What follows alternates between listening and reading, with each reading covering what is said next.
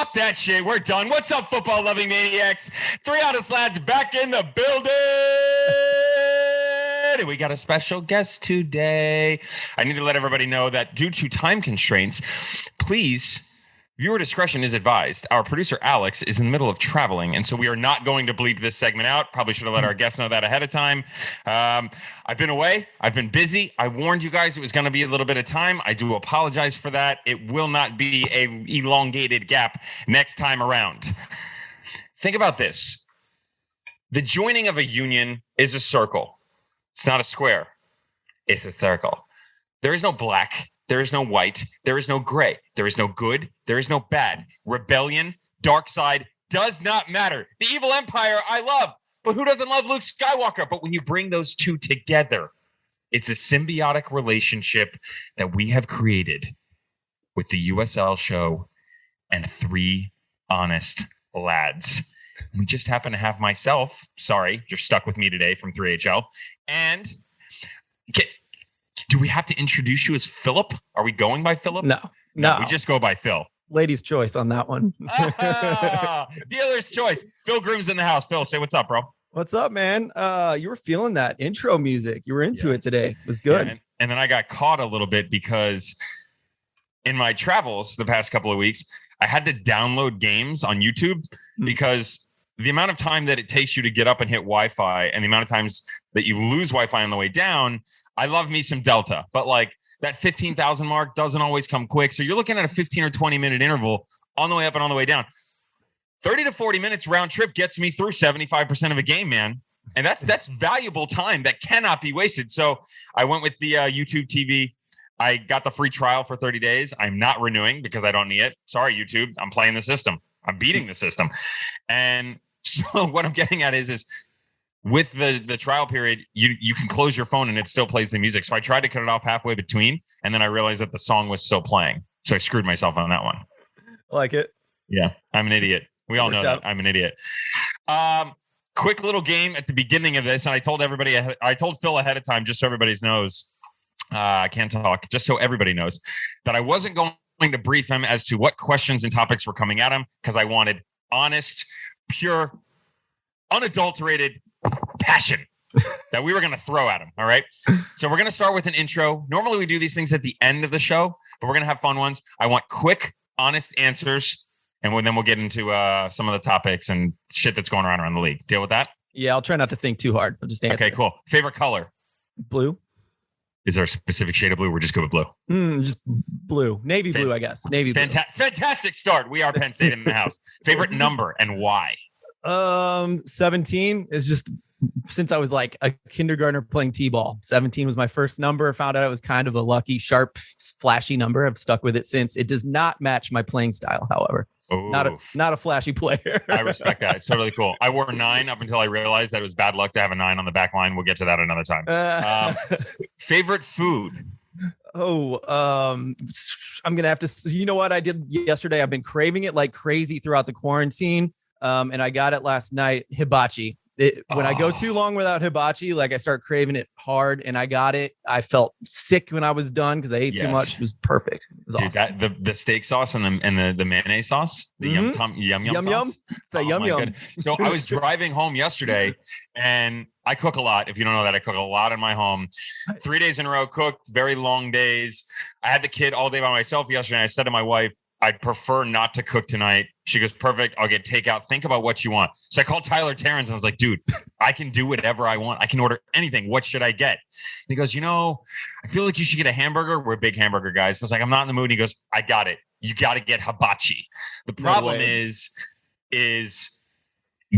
didn't have a babysitter. So to be able to get hibachi at hibachi place, I wasn't prepared for that. And I didn't necessarily know if I wanted to pull the trigger on to-go hibachi, which I have a friend that swears by it, but you can do this? I didn't know you could do hibachi. It's a real thing. I've never done it. Educated. Never done it. It's like, why would you walk into a bar, order a really nice drink and not finish it just to say you got it? Right. Yeah. And there's other things that go and then leave it on the side of the curb. Like, we're not going to do that. That's a waste. You don't order great hibachi food and then just sit there and not eat it all and if I don't get, and I'm sorry, I told you, it's the adult rated version. If I don't get a fucking volcano and someone throwing shrimp at me, is it really fucking hibachi-ing? Exactly. And like, I'm responsible for taking this out of its carton for the to-go and then using knives in a fashion that I'm probably not prepared or trained for. Spot on. Problems. There's going to be blood everywhere. I'm still going to have to eat the hibachi with blood on it. You know what I mean? Perfect. Is a hot dog a sandwich? No. Say hot dog is a hot dog. It's a hot dog. It's its own thing, right? Yeah.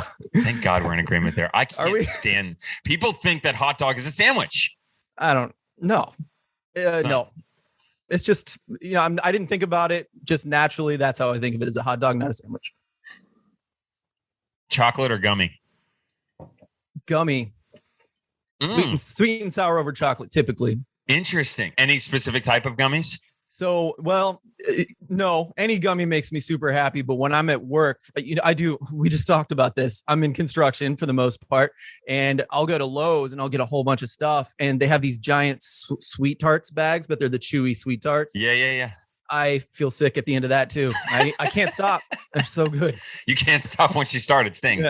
Yeah. Last question. I asked you this one. I know the answer, but I'd like to share it with the football loving maniacs in the USL universe. Our friend Phil Grooms, and I'm sorry to bring up the past, but it's applicable. Massive St. Louis fan. Massive.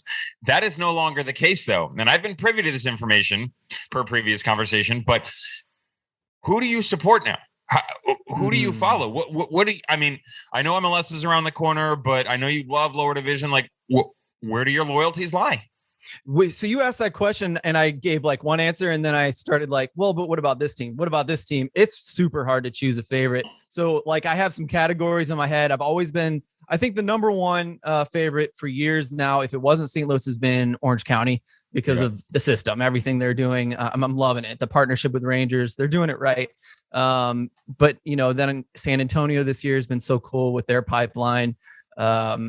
How do you not love the Rowdies? I've gotten to go to a Rowdies game in their stadium. It's fun. Look at what they are now, rising from the grave in some ways. It's pretty awesome. So I don't know. There are so many teams I love for different reasons, but I think those are some of my favorites. All right. Football loving maniacs of the Three Honest Lads, loving people and things and places. This little piece right here is driving me nuts. I can't, this freaking... Just get rid of the cat, bro. I don't have a cat. Cat people are weird. I'll get that out of the way now. Just take it off. Wife, simple. Look, take it off. Doesn't stick anymore. Brand new. You can do whatever you want with it. It's amazing. Everybody knows you now. So welcome to Three Honest Lads Universe. Been a long time coming, man. Thanks, man. You and I have had a relationship for quite some time, and you've given me the luxury, I'll say, and been kind enough to bring me on a couple of times, had a blast. And I was just kind of thinking, I'm like, we got to switch things up and I need to give a different look. Like, we can't just do what's going on in USL All Access, of course, because we're going to fucking swear and say shit, of course, and express a little bit more opinions that I'm censored in some aspects on channel 157. I was like, how the hell has Phil never been on this show? So thank you, first and foremost. Thanks. It was good to have you on ours as often as so. Thanks for always talking to me, All right. So, everybody's got their own formats. Everybody switches things around. We haven't done any results or shows recently, so I'm just going to fly through. I hate it when they say week 5 scores. Like, I'm just going to flow through last week's scores. Let's get that out of the way. I will bring us up to date until Sunday. No, because we had games on Wednesday. I'm going to run through them. If you feel like you want me to stop, you just say stop. Okay. I may express a couple little tidbits here and there. Yeah. But otherwise, I'm just going to run through, express a tiny opinion. And if you feel like you want to say something, just say stop. You can tell me why. Otherwise, I will pose questions to you at the end. Are you cool with that? Yeah. We're going to stop on this first one. I've got it up. It's a big one. Loudon Red Bull?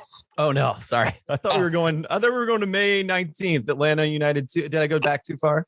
I was starting on Tuesday, but we can roll right here. I'll get it out of the way. Tuesday, May 18th, New York Red Bull 2. Some controversy as to what exactly went on during the match. Did someone say something? Didn't say something? Don't know. Investigation's underway. We'll see. Loudon at home, loss. Surprising. Wednesday, May 19th. I'm just going to get the fuck out of the way. Go ahead, Phil.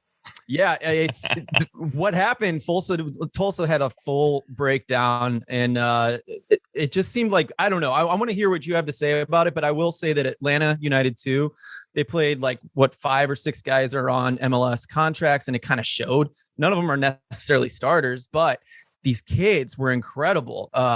Stanley was like, for me, the standout player on the right wing. And I think he's switched sides in the next game following that. But man, he looked incredible in that game. And just really the top 3 or 4 attackers for Atlanta were amazing. But maybe their playing style played into the way that Tulsa plays their game. What do you think about it? A couple of things. I don't want to say I'm not a Tulsa fan. I want to be very clear here. I have a lot of respect for Michael Encian and what they are doing there. I think that is a process. You talked about Orange County. I have an admiration for Tulsa and what they've done. I think the rebrand is cool, although I still think it's LAFC 2, but that name is now gone because Vegas gets involved. So maybe it's LAFC Reserves and Vegas is the 4th team because they don't deserve to be the 3rd. I think the rebranding is cool. I like the color schemes. I like the jerseys. Front office staff is always very nice to me. I think people are so quick to crown this fucking team, dude, and it drives me nuts because at no point in time have I ever been overwhelmed by any of their performances. Let's go back to last year. Like, you played in a shit group last year. Like, you can't control that for sure. But like, you should have won that group. You should have been beating teams like San Antonio and Austin and OKC and RGV. You should have been pounding them in a submission, but you didn't. You didn't. You struggled heavily to get to the number 2 spot over Austin. You played one less game and you were 3 points ahead of them. So that's what my problem with that. And everybody's all about, FC Tulsa this, FC Tulsa that. If you look at their results this year, they haven't done enough, in my opinion, to warrant the talk about them. I'm looking at it right now. They're sitting at the top of the Central Division, 9 points. They have 3 wins and a loss. The loss is to Atlanta United 2, which is a bad fucking loss. Let's get that out of the way. And I'll double back to your initial question, but you beat Indy on the road. That's your only quality win for an Indy team that's trying to find itself as well. You beat Sporting Kansas City 2 and OKC. Really? Mm-hmm. Fuck off with that noise. In the game itself, so playing style, yes, I'm with you. I do think that it played into their hands a little bit, and I think that FC Tulsa had trouble adjusting. I think on the road, they were a little concerned. Yes, there was supplementation from Atlanta United, but to your point, the guys that's not getting regular reps, are they talented? Yes. Are they on MLS contracts? Yes. But like Mikey Ambrose might not even start on USL teams. And if he won't start at Phoenix, he might not start at Orange County, given their back line. Might not start at Louisville, although international duty and injuries with Oscar Jimenez, that might be another point. What I'm getting at, he won't start for Indy.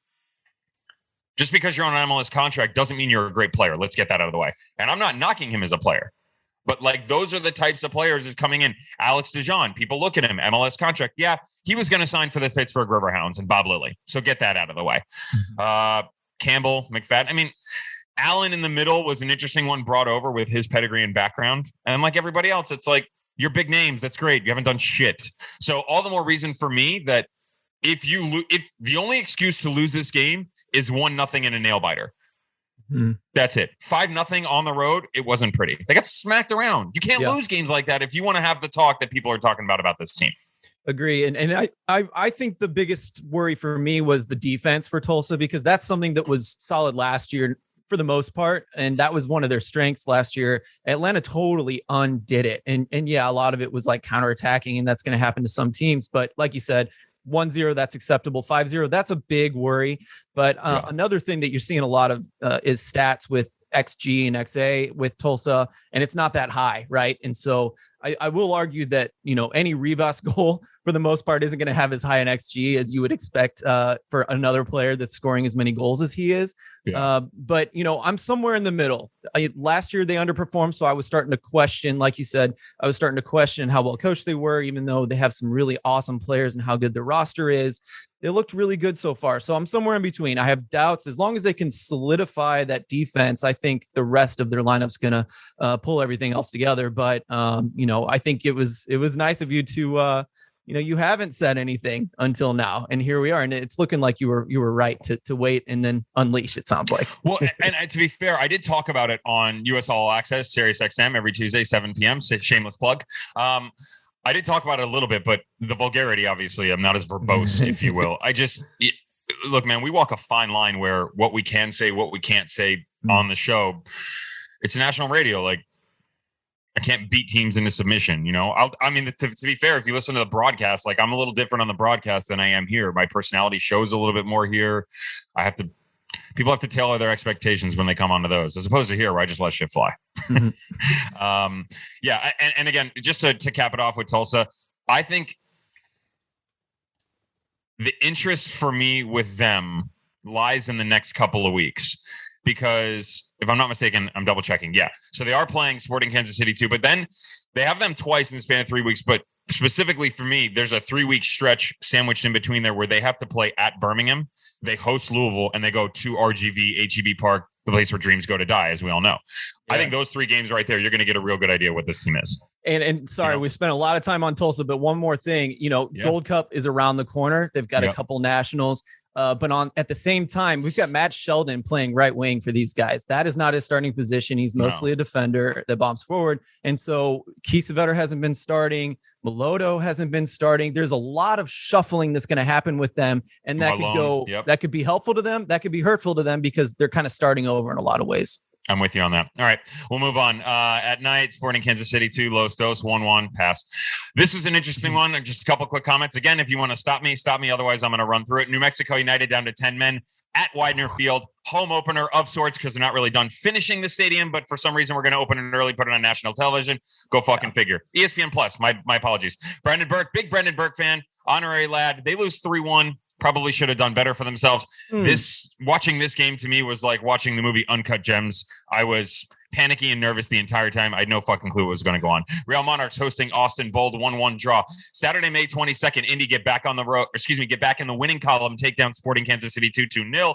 Pittsburgh Riverhounds lost 1-0. Charlotte Independence, are they the real deal? We're going to get to that in a minute. Louisville beat San Diego Loyal 2-1. San Diego, are they in trouble? Yeah, they are. We'll get to that in a minute. Rowdies 2-1 over Miami. Actually thought this was a more impressive game for the Tampa Bay Rowdies in terms of what they had to do against their opponent than they did against Phoenix. Interesting one there. San Antonio rebounds after the RGV loss. 2-1 win over Birmingham Legion. Tommy Sohn on the road, struggling historically. That's going to be an issue for them.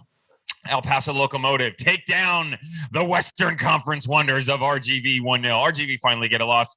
SAC against an Orange County. I'm going to stop here on this one. This was an interesting one for me because I'm high on Sacramento Republic in the sense that they don't get enough credit. Not necessarily saying that they deserve to be in the talking point of one of the best teams in the league. So I want to be very clear there. But for an Orange County team decimated with injuries on the front line, Eni Volton drops. You don't want to say drops back. He drops back all the time anyway, but you move him out. You lose Adam John. You lose Seth Kisipley. I'm missing other people here. No, those are the only 2 down. Outside back was hurt. Oh, okay. Sorry. Jesus. Orlando City. Now with Orange County. What is wrong with me? Kevin. Oh, okay. Wow, I'm really, really, really struggling. Outside back for Orange County out as well. Rob Kiernan starting next to a 20-year-old from Rangers. Orozco moves into the midfield. Interesting one that you've got a national team player, 30-plus caps. Pipe that kid down back there. Just kidding. National team player, 30-plus caps. Moves him into the midfield as the 6 for the first time in the career. Thought they managed the game very well. Yeah. I saw the numbers at halftime. Sacramento Republic actually dominating, but have the better possession. I was shocked because when I watched the game, I was like, Orange County looked better, right? Did you watch this or no? No, I didn't watch it, but I just thought the tactics behind it was very strange. And, I think OC is reeling just a little bit in all the changes like you mentioned, but they were smart this year. They lost Anna Voltson last year to COVID. Basically, he went back home to be with his family, rightfully so, on loan. But, they have like 3 big talented strikers on their roster. So they were kind of prepared for this. I don't know. Yeah, marketing. Love him. Yeah. Oh my gosh. The dude's giant. And so I'm excited to see him play, but these moves were smart and they have enough like depth and, obviously a veteran in Roscoe. So that's really cool. So, again, I like Orange County and I love what they're doing to kind of survive here. But also, Sac Republic, I don't think they want the ball that much. So that was just an interesting wrinkle to me. Yeah. I'll be interested to see what goes on with Orange County, given the fact that they got to play Los Dos and Sac and then San Diego, a San Diego team that could be on the up and up come June 9th. Let's turn the page here a little bit. Phoenix just absolutely decimating Las Vegas Lights, setting a record for shots on goal. By the way, if you put 41 shots up and 20 shots on goal, you better hit the frame more than 5 times personally. That's just me. Still don't think we've seen the best out of Phoenix, but hey, Vegas, we definitely haven't seen the best out of you. You guys are in trouble. Battery hosting Red Bull, 2-2, pass. Land United hosting Memphis, 901. Love me some Ben Pierman, 2-2, pass. Oakland Roots coming back on the road against a decent Los Dos team, mind you, to win 3-2. There could be something in the water there. Could be something. I'm not really sure. We'll figure it out. Let's fast forward to Wednesday, the 26th. Birmingham Legion back on their winning score sheet. Get on the high horse. Get off the soapbox. 1-0 over OKC Energy FC. Austin Bold. Controversy in this match. I'm going to ask you your opinion in a second. Or the prior match. Austin Bold take down Real Monarchs 2-0. We're not going to do the League One games. One game tonight as we're recording on this fine Friday, the 28th. Red Bull 2 hosting Pittsburgh Riverhounds. So I want to go back for a second to the Monarchs Austin game and just get your opinion. You've kind of been in the know. You've gotten an opportunity to talk behind the scenes. If you don't want to share it, I'm going to hate you, but that's okay. No, if you don't want to share it, do you have any opinion or have any news you want to share with anybody? If not, no big deal whatsoever. We can move on. What went on in the initial Monarchs Austin game, and there was a possibility of a slur. A lot of fans out there not happy with kind of the discovery process and how that's played out. And if you don't want to talk about it, then catch it on the USL show because they'll talk about it there.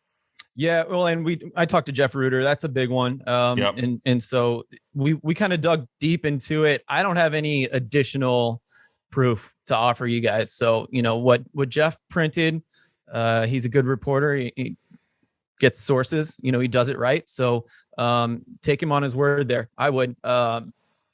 It was really hard to get information on this one, and there are extenuating circumstances. I wish I could just tell everybody, but I just can't.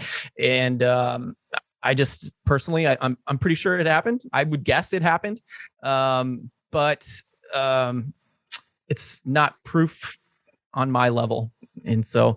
I don't know. I just wish, I think my opinion is this, that I think the biggest thing we figured out with Jeff Reuter is that this needs to be an independent investigation. It needs to be done by someone who isn't the league, because the league said that there wasn't enough proof. And unfortunately, we're sitting here wondering because it was in their best interest to say that, right? And even if they're 100% correct, we're still going to have this nagging question in the back of our minds. And so I think in the future, whenever something like this happens, they need to, first of all, perhaps be more, out there in public with what they're doing, because it took 2 or 3 days for them to say they were doing anything about it. And same with Loudon. We need to be checking up on this Loudon situation with the racial stuff that was happening there.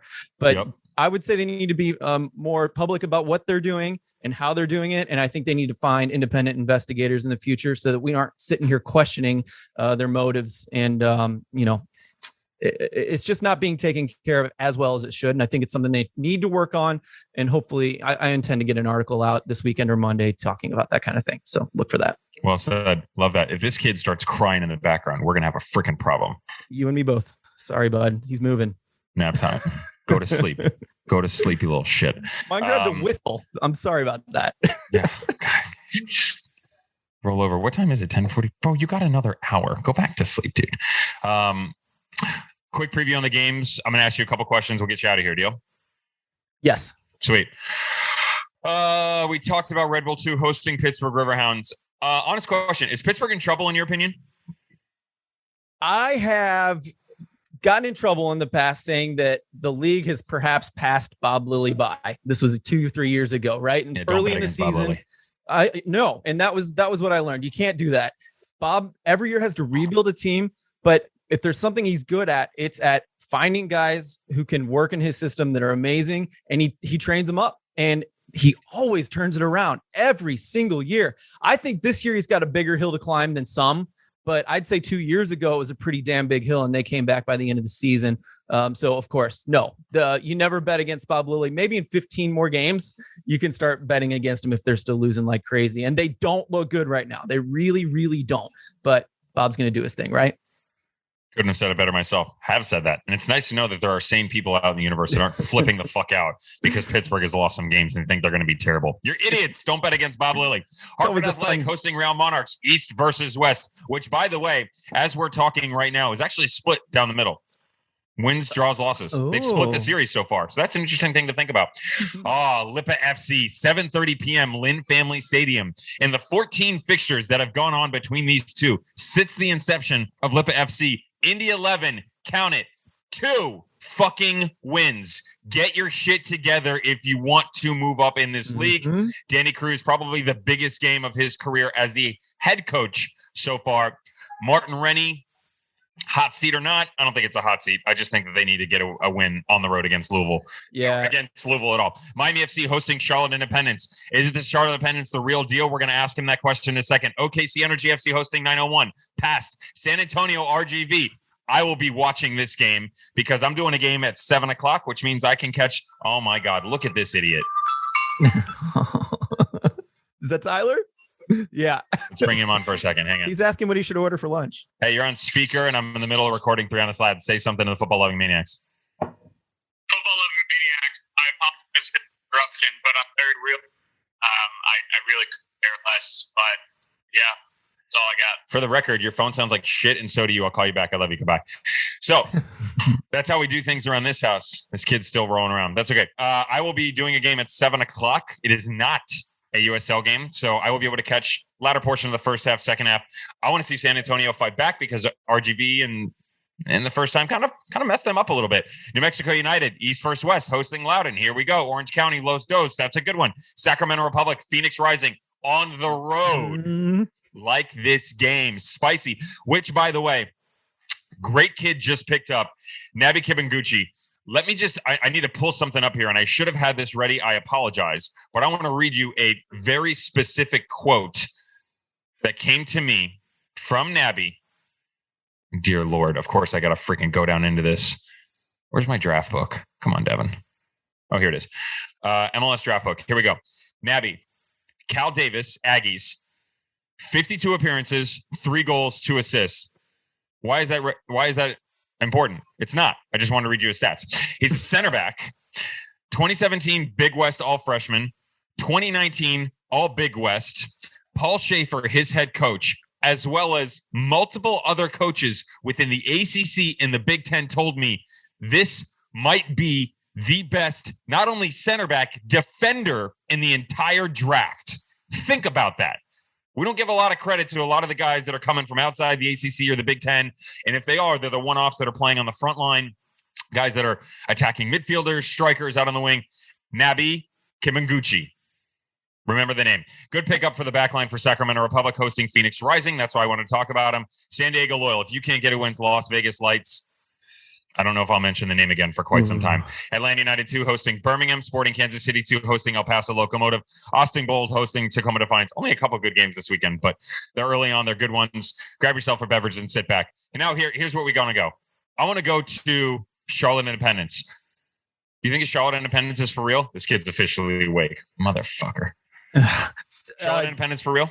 I think they need one more win. This weekend's going to be a tough ask because I think it's the Rowdies, right? But they've got someone decent the week after that, and if they win that one, I say yes. I think they're the real thing. But that's a big ask. So far, the 2 wins they have, not convincing. Kind of like Tulsa light there, in my opinion. What do you think? No, I'm with you a little bit there because the Pittsburgh win looks great, but as you mentioned, they haven't done very well. The win over the Battery isn't that great because I don't think the Battery are playing well either. And I'm with you. The 2 weeks, I think Miami FC is coming off a very good performance against the Tampa Bay Rowdies. And so even though they lost, I think it's one of the better performances I've seen since their inception into this league, even though it's a loss. Very difficult to win at Outlang. Thought they battled back in. I thought they controlled the match, to be fair, from about minute 25 to about minute 75. And that's saying something on the road against Tampa Bay Rowdies. You now, if you're the Charlotte, you got to play at Miami and then you host, you play at Miami and then you host Tampa Bay, travel to Tampa you're Bay. Right. Yeah, it's Miami then Tampa Bay. Miami then Tampa Bay. Yeah. In Charlotte. Right. Okay, so there you go. So I think those 2 games right there are the measuring stick for sure. But I do like the fact that I've mentioned it a couple times, but I think it's worth stating again. The switch into the 3-back style system where they get their wingbacks going and they overload the midfield. They also pinch into almost 6 at a time. They box it into 4. That style actually came from Troy Lesane, New Mexico United. Troy Lesane hounded Mike Jeffries over and over and over again, saying that he felt like we needed to do this. This would make us more successful. Took a bit of time, took different personnel Took it to the point where Mike Jeffries left as the head coach, moved to the front office, came back and said, fuck that. You can't do a good job. Came back in. Now he's taking shit over again. Jim McGinnis, RIP. I'm going to roll through the divisions. Atlantic Division. Give me your top 4. Let me pull it up. I'm sorry. Oh God, I apologize. No, it's okay. I can read them to you. Rowdies, Hartford, Charlotte, Miami, Red Bull, Battery, Riverhounds, Loudoun. Rowdies. And let me phrase this, by the way. I should have prefaced this to begin with. I'm sorry. I want you to give me who you think right now will be your top 4 at the end of the year. Yeah, that is different actually. A little different. I've been doing power rankings this year and they're super reactive. So so this is a different exercise. This is good. I'm going to say at the end of the year, Tampa Bay Rowdies.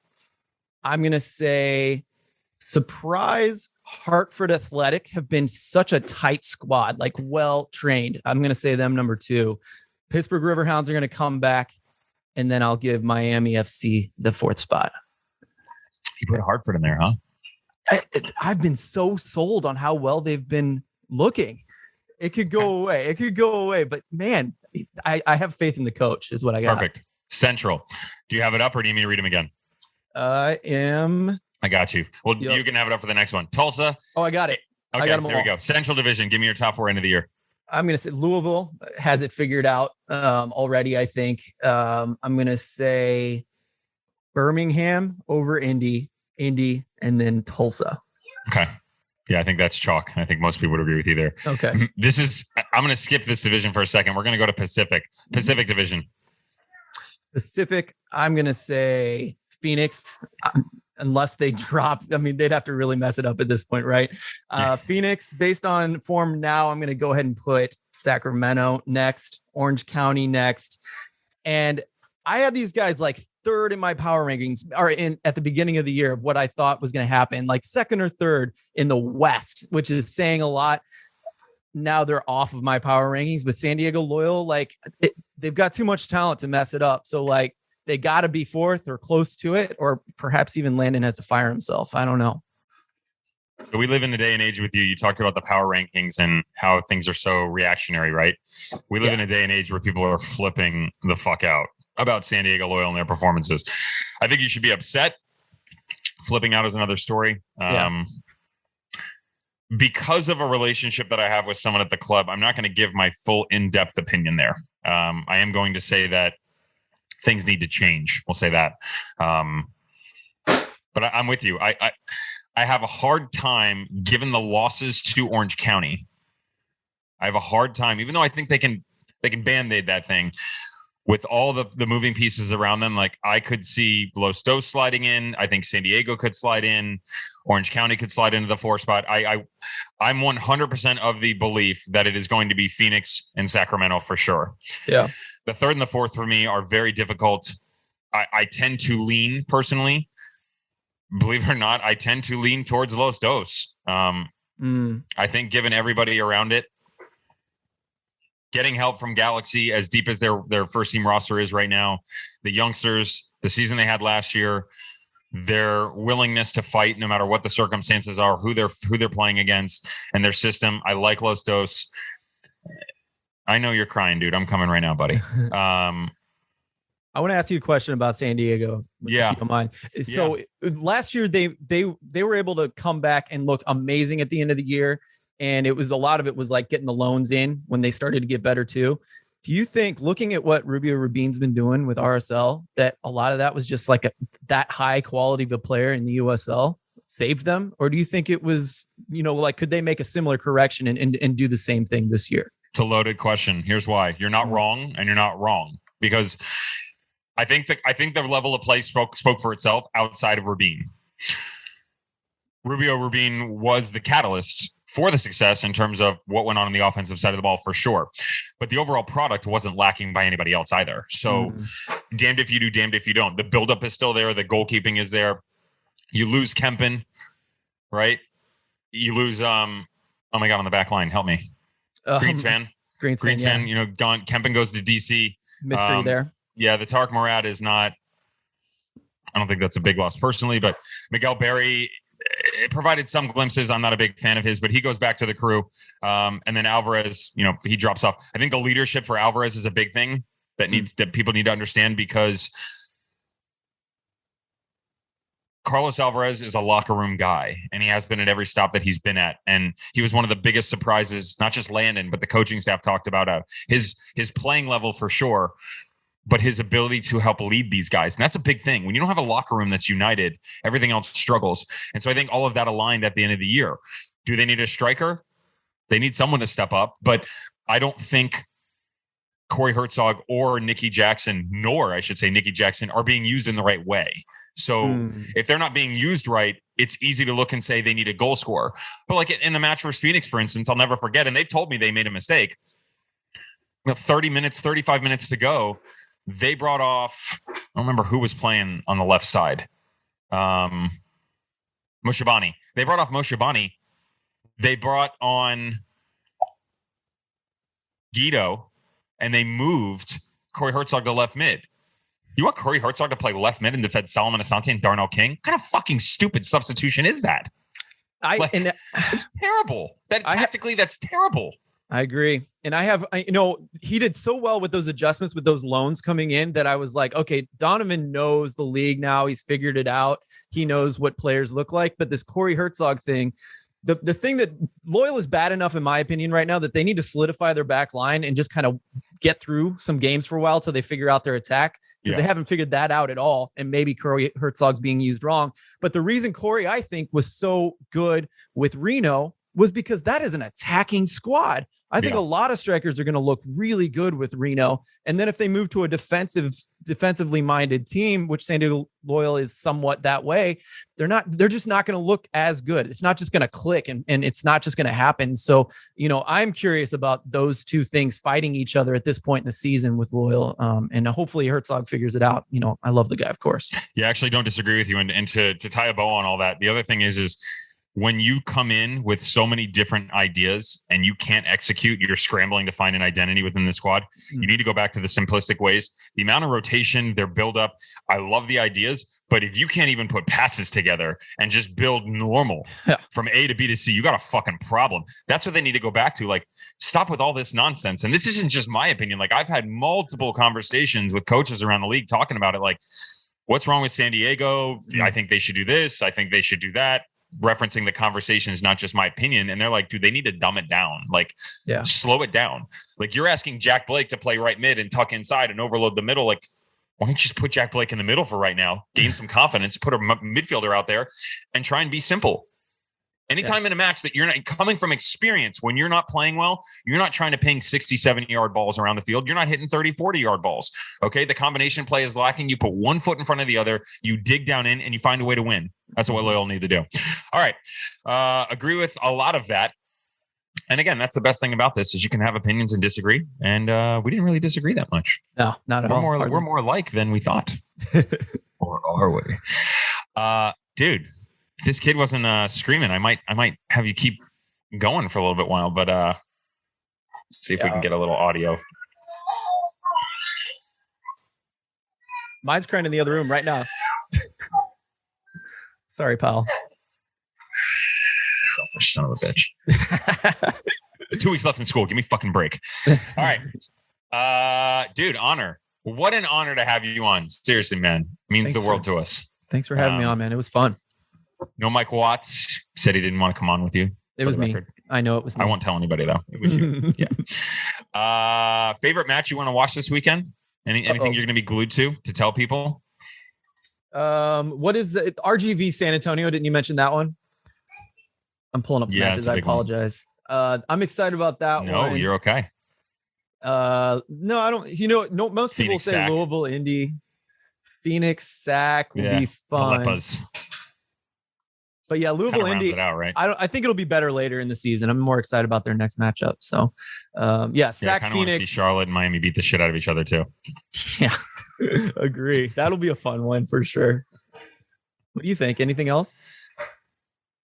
I mean, Sunday's a wash for me. Yeah, I agree. No, I think those are the ones to watch. I think you nailed it. Yeah. All right, sweet. That's all I got. thank you for coming on. We're going to make it happen again this season. By the way, we're not going to wait. My dog is looking over at me like, dude, go get the fucking kid, bro. I was like, yeah, get the kid, man. Reminder, football loving maniacs, that you now have the ability to stream on YouTube, 3 Honest Lads. You can follow us on Instagram, Facebook, 3 Honest Lads, Twitter, 3 Honest Lads. I'm at Devon Kerr 9. Oh, by the way, and audio and video. So you can still go with Buzzsprout, iTunes, Spotify, all that shit. I'm at Devon Kerr 9. Tell me your tag. I don't know your tag off the top of my head. At Phil Grooms, 2 L's, 2 O's. Oh, sexy. Easy. Not sloppy. Sexy. I like it. Double O. Double O, double L. Love it. USL show. Follow them, checking out. Great content. We all do things differently. There is no right. There is no wrong. There is only the greatness and love for this league. Say goodbye, Phil. Later, everybody.